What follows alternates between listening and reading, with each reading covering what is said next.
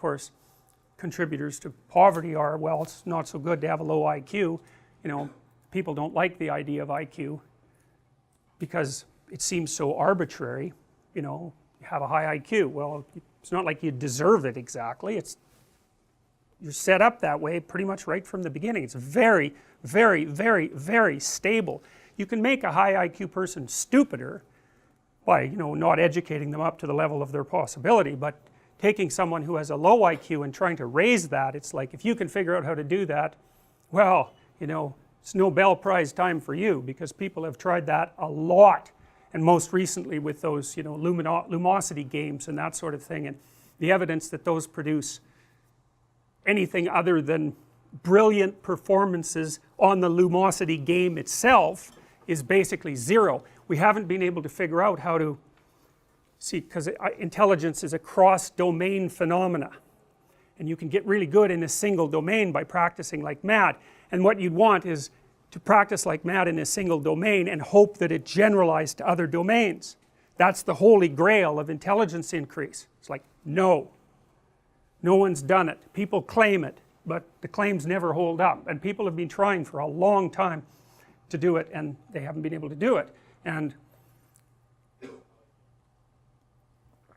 differences in IQ really make a difference. You know, I mean, you guys, average IQ is probably 125, 130. At 115 you're at the 85th percentile, and 115 would barely get you going for a hard university. 130 you're probably graduate school material. You know, 145 you're up there at the range where you can probably do pretty much whatever you want, although as you get smarter the scatter between your abilities increases, so you might have a very high verbal IQ but not be so good at mathematics, or the other way around. But it's a massive contributor to lifetime success, and I don't know what to do about that. I mean, why do smart people make more money? Well, they get to where the edge of production is faster.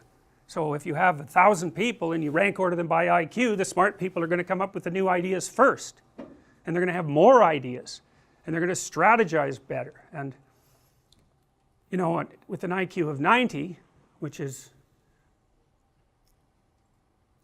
15% of the population, you think about that, it's 15% of the population. That's pretty much the threshold for reading instructions and being able to follow them.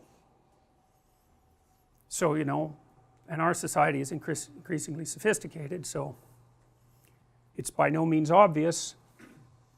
You know, the liberals think, well, this society is unfair because there's unemployment, and the conservatives think, well, there's a job for everyone, but none of them think, well, there are massive, massive, massive differences in people's ability, far greater than anyone realizes, and that poses a structural problem